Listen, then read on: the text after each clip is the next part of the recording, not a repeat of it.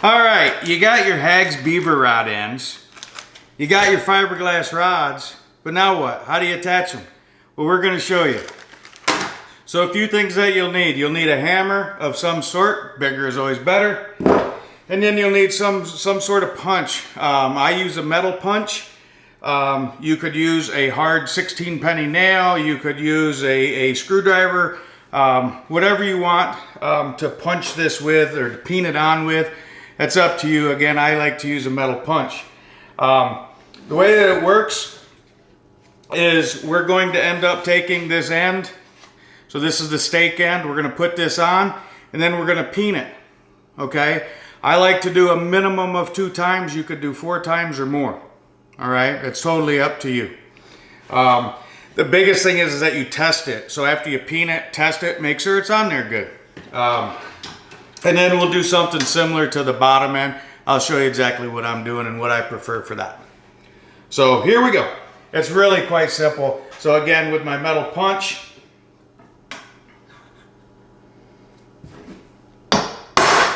give it 1 tap. That'll start the peen, if you will. It's not going to be done in just one. I guarantee you that. Hit it 2 or 3 more times in that hole. Like to stagger them just a little bit, and I'll show you. So I just started the second peen. And that right there, that's on there.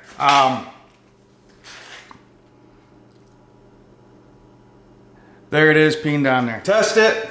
You can use it against a hard device. Make sure that it's not slipping or sliding. So, like I said, I only put 2 in on one side. I stagger them. I've been doing it that way for 2.5 seasons now, and I haven't had an issue yet.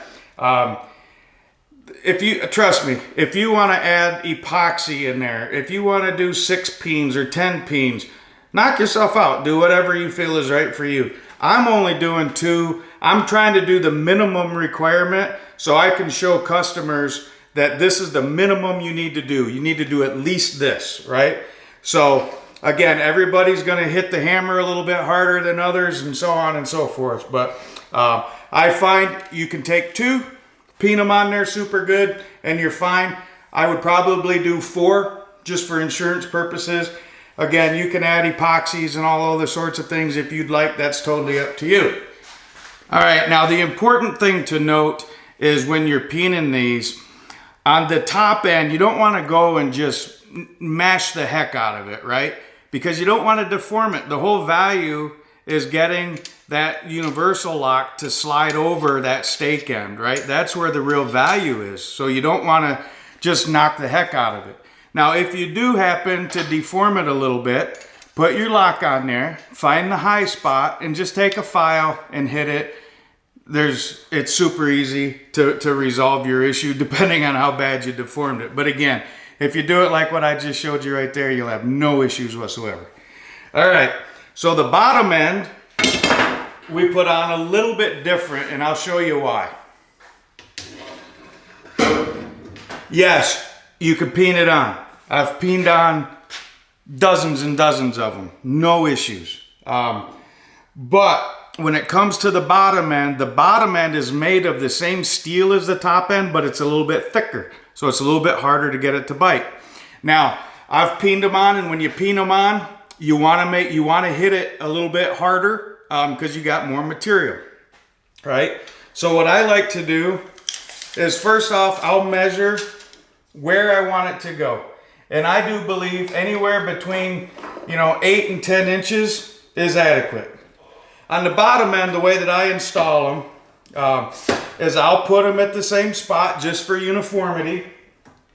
And one tip there, if you lay all your rods out, you can take a square and mark them all at once if you'd like to. So the way that I do the bottom ends is first thing I like to do is I like to mash it with a hammer, right? And that right there is not slipping, it's not going anywhere. But because we all like a little bit of insurance, now I'll take my metal punch on that flat spot.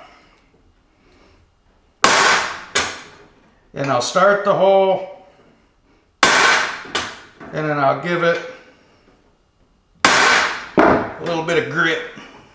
And then I'll go over to the bottom side where I flattened it.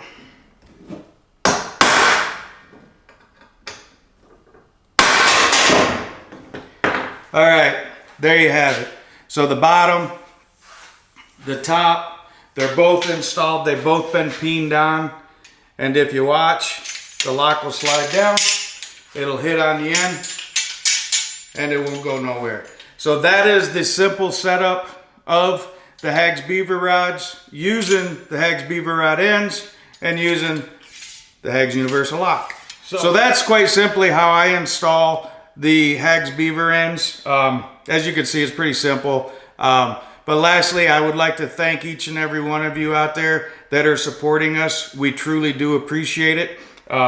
If you ever have any questions on using our products, trapping in general, or whatever, please feel free to contact us and we'll get back to you as quickly as possible. You know, we're all here to learn, and we're all here to support each other, and we're all here to continue trapping. So thank you all very much, and we'll see you down the line.